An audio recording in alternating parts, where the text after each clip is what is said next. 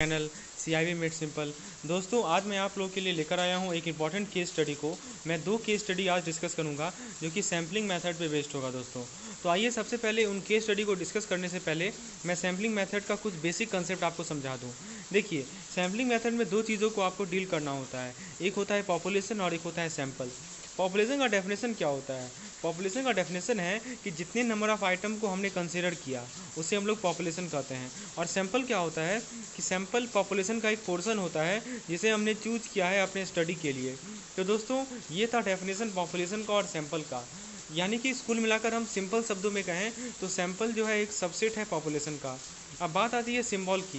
देखिए दोस्तों, इस टॉपिक में, इस चैप्टर में काफ़ी सारा सिंबल यूज होगा बार बार, तो उसको मैं समझा देता हूँ। देखिए, यदि कैपिटल एन आपको देखने मिले तो वो पॉपुलेशन साइज होता है, यदि स्मॉल एन देखने को मिले वो सैम्पल साइज होता है, यदि मीन म्यू देखने मिले तो पॉपुलेशन मीन होता है, और यदि एक्स बार देखने को मिले तो वो सैम्पल मीन होता है, यदि सिग्मा देखने को मिले तो पॉपुलेशन स्टैंडर्ड डेविएशन होता है, और यदि एस देखने को मिले तो सैम्पल स्टैंडर्ड डेविएशन होता है। तो फ्रेंड्स, हम लोगों ने कौन कौन सा सिंबल देखा? Capital N, small N, mu N sigma, mu N X bar, sigma N S. चलिए, ये बेसिक डिफरेंस है हमारे पॉपुलेशन और सैम्पल के बीच में। अब आइए कुछ फॉर्मूले को देखते हैं, कुछ इंपॉर्टेंट फॉर्मूले को देखते हैं। सबसे इंपॉर्टेंट फॉर्मूला जो कि पूछा जाता है वो है कि मीन का स्टैंडर्ड एरर निकालना, to find the standard error of the mean. अब देखिए दोस्तों, स्टैंडर्ड एरर निकालने में दो केसेस आते हैं। यानी कि मीन का यदि हमें स्टैंडर्ड एरर निकालना है तो हमें दो केसेस आते हैं। पहला केस क्या है दोस्तों कि जब पॉपुलेशन हमारा फाइनाइट हो। तो इस केस में क्या होता है, जब पॉपुलेशन फाइनाइट होता है तब स्टैंडर्ड एरर का फॉर्मूला क्या होता है? Sigma upon root N. ठीक है दोस्तों, लेकिन जब पॉपुलेशन हमारा इनफाइनाइट हो तब स्टैंडर्ड एरर निकालने का फॉर्मूला होता है दोस्तों sigma upon root N into under bracket under root capital N minus small N divided by capital N minus one. तो दोस्तों, ये दो अलग अलग फॉर्मूले हैं। एक पहला जो फॉर्मूला है वो अप्लाई करेंगे जब पॉपुलेशन फाइनाइट होता है, और दूसरा फॉर्मूला अप्लाई करेंगे जब पॉपुलेशन इनफाइनाइट होगा। तो ये दोनों फॉर्मूला किस चीज़ के हैं? ये दोनों फॉर्मूला है हमारे स्टैंडर्ड एरर निकालने के। चलिए दोस्तों, तो पहला स्टेप हमें क्वेश्चन को सॉल्व करने में क्या करना है कि हमें स्टैंडर्ड एरर को निकालना है, हमें मीन के स्टैंडर्ड एरर को निकालना है। अब जब हम स्टैंडर्ड एरर को निकालेंगे उसके बाद अगला स्टेप क्या है दोस्तों, हमें जेड स्कोर को कैलकुलेट करना है। आखिर क्यों कैलकुलेट करें जेड स्कोर को? आइए समझते हैं इसका क्या सिग्निफिकेंस है। देखिए, जेड स्कोर के को हमको हेल्प करता है डिस्टेंस को डिटरमाइन करने में। तो किसके किसके बीच का डिस्टेंस? तो देखिए दोस्तों, हमारे सैंपल का एक मीन होगा जिसे मैं एक्स बार से डिनोट कर रहा हूँ, तो उससे पॉपुलेशन का जो मीन होगा जिसे हम लोग म्यू से डिनोट कर रहे हैं, तो इन दोनों के बीच का डिस्टेंस हमें पता चलता है। ठीक है, और जब हम इस डिस्टेंस को, जब हम इस गैप को स्टैंडर्ड एरर ऑफ मीन से डिवाइड कर देते हैं तो हमें मिलता है जेड वैल्यू। मैं फिर से रिपीट कर रहा हूँ दोस्तों, हमारे पॉपुलेशन का मीन है म्यू और हमारा सैंपल साइज, सैंपल का मीन है एक्स बार। हम दोनों को डिफरेंस निकाले, हम दोनों का गैप निकाले, और उस गैप को हम लोगों ने डिवाइड किया किससे? तो गैप को डिवाइड किया हम लोगों ने सिग्मा एक्स बार से। सिग्मा एक्स बार क्या है दोस्तों? स्टैंडर्ड एरर ऑफ मीन है, जो कि हमने अपने पहले स्टेप में निकाला। ऐसा करने के बाद ये रेशियो को हम लोग जेड स्कोर कहते हैं दोस्तों। तो उम्मीद है जेड स्कोर का मीनिंग आपको क्लियर हो गया होगा, मीन का difference divided by standard error of the mean. चलिए, अब हमने जेड स्कोर भी निकाल लिया। अब क्या करना है दोस्तों? अब हमें प्रोबेबिलिटी निकालना है दोस्तों कि मीन जो है इतना डिस्टेंस पे रहेगा पॉपुलेशन मीन से। अब प्रोबेबिलिटी कैसे निकालेंगे? तो उसके लिए हम लोग यूज करेंगे standard normal probability distribution table. तो दोस्तों, ये टेबल आपको एग्जामिनेशन में दिया हुआ रहेगा, आपको इस टेबल का हेल्प लेके प्रोबेबिलिटी को फाइंड करना है। तो फ्रेंड्स, ये 4 स्टेप में आपका प्रॉब्लम सॉल्व। मैं फिर से रिपीट कर रहा हूँ स्टेप को। मैं इसलिए रिपीट कर रहा हूँ क्योंकि मैं जो 2 केस स्टडी करवाऊँगा आपके साथ, उनमें ये चारों ही स्टेप रिपीट होंगे बार बार। पहला स्टेप क्या है दोस्तों? सबसे पहला स्टेप में आपको क्या करना है, आपको सबसे पहले स्टेप में ये डिसाइड करना है कि पॉपुलेशन का साइज़ फाइनाइट है या हमारा इनफाइनाइट है। तो दोस्तों, यदि पॉपुलेशन का साइज़ हमारा फाइनाइट है तो उस केस में हम लोग स्टैंडर्ड एरर कैसे निकालेंगे? सिग्मा बाई रूट एन से। और यदि इनफाइनाइट है तो कैसे निकालेंगे दोस्तों? Sigma by root N into under bracket capital N minus N divided by capital N minus one. तो ये 2 केस है हमारा। अब तीसरा केस में हमें क्या करना है कि जेड स्कोर को कैलकुलेट करना है। तो जेड स्कोर को कैसे कैलकुलेट करेंगे दोस्तों? उसका फॉर्मूला है हमारे पास X bar minus mu upon sigma X bar. अब जेड को हमने निकाल लिया, अब क्या करना है, उसके हेल्प से प्रोबेबिलिटी निकालना है। ठीक है, किस चीज़ का प्रोबेबिलिटी निकालना है कि सैंपल मीन जो है, इसकी जो सैंपल मीन है वो इतना डिस्टेंस पे है हमारी पॉपुलेशन मीन से। ठीक है। और प्रोबेबिलिटी कैसे निकालेंगे हम लोग, standard normal probability distribution table से। तो आइए दोस्तों सबसे पहले सीखते हैं हम लोग फर्स्ट केस को, कैलकुलेशन ऑफ प्रोबेबिलिटी को। तो एक एग्जांपल लेते हैं दोस्तों, इससे आपका एकदम सारा कंसेप्ट क्रिस्टल क्लियर हो जाएगा। तो उम्मीद है आप लोग एक्साइटेड होंगे इस एग्जांपल को समझने के लिए। चलिए समझते हैं इसे। देखिए क्वेश्चन में पूछा गया है, एक स्कूल डिस्ट्रिक्ट है जिसमें 10,000 सिक्स ग्रेडर लोग हैं, मतलब 6 क्लास पढ़ने वाले 10,000 लोग हैं, 10,000 स्टूडेंट हैं। उस डिस्ट्रिक्ट में एवरेज वेट जो है उस 6 ग्रेडर का वो 80 पाउंड है, मतलब एवरेज वेट जो सिक्स क्लास स्टूडेंट का है वो 80 पाउंड्स है। और स्टैंडर्ड डेविएशन हमें दिया गया है दोस्तों 20 पाउंड्स।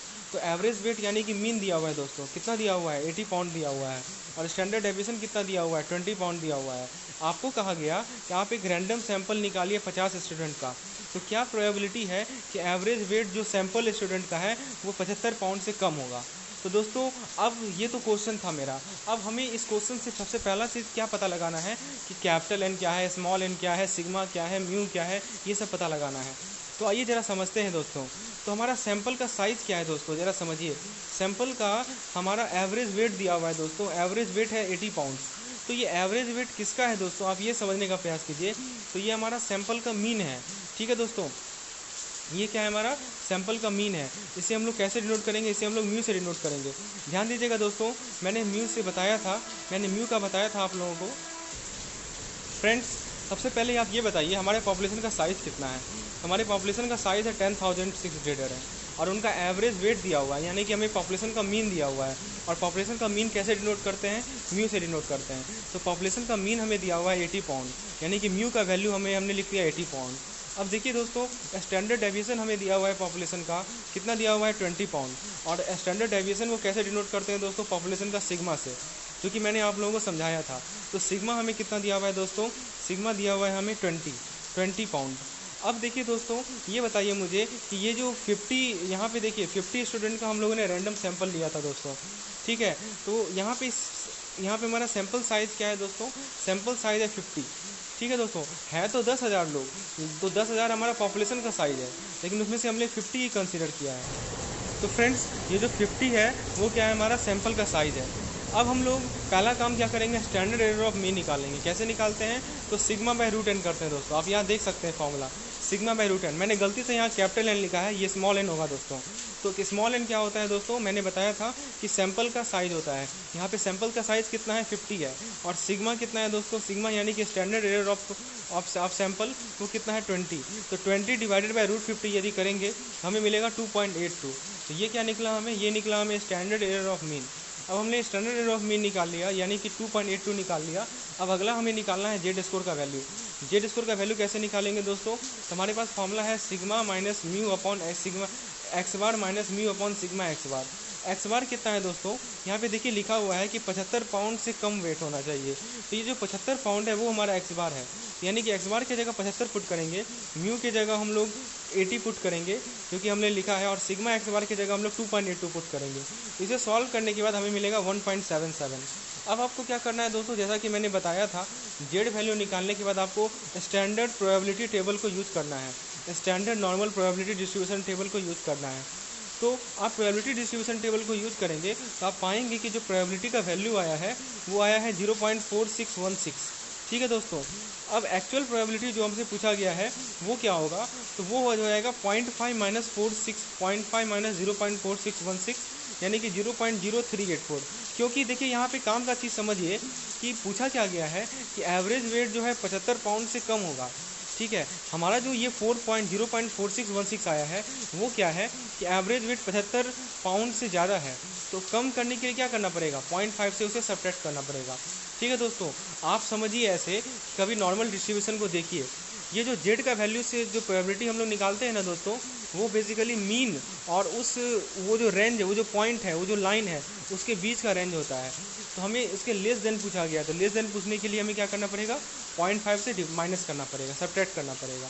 तो दोस्तों इस प्रकार से हम लोगों ने 0.0384 निकाला, यानी कि परसेंटेज में कहा जाए तो 3.84%, या अप्रॉक्स आप कह सकते हैं 4%, मतलब 4% प्रोबेबिलिटी ऐसा है दोस्तों।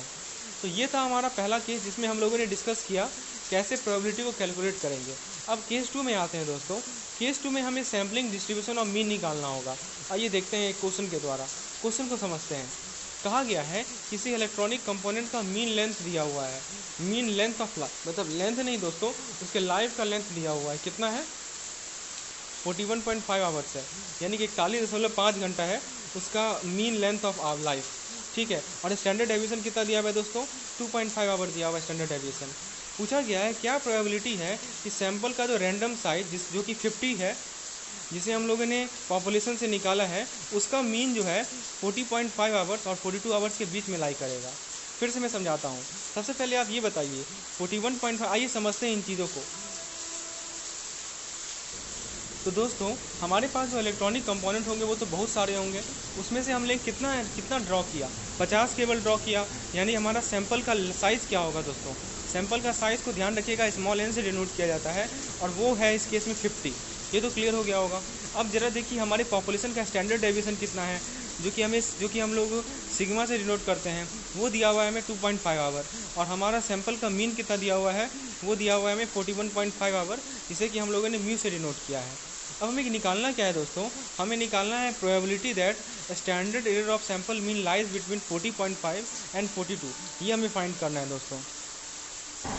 तो फ्रेंड्स प्रोबेबिलिटी को फाइंड करने के लिए सबसे पहला स्टेप है जेड का वैल्यू निकालना। तो जेड कैसे हम लोग निकालते हैं, the standard error of mean X bar minus mu upon sigma X bar. तो सिग्मा एक्स बार तो हम लोग आराम से निकाल सकते हैं दोस्तों, वो कितना होगा sigma upon root N, sigma कितना दिया हुआ है 2.5, रूट एन कितना है दोस्तों रूट 50। अच्छा अब देखिए जेड का जो वैल्यू निकलेगा वो दो डिफरेंट वैल्यू के लिए निकलेगा, क्यों, क्योंकि एक वैल्यू है हमारा 40.5 और एक वैल्यू है हमारा 42। तो सबसे पहले हम लोग 40.5 के लिए निकालते हैं।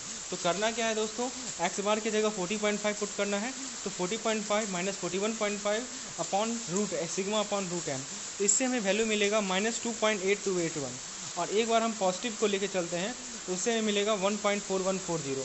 तो दोस्तों अब आपको क्या करना है कि प्रोबेबिलिटी टेबल को उठाना है और जेड वैल्यू के कॉरस्पॉन्डिंग प्रोबेबिलिटी को देखना है।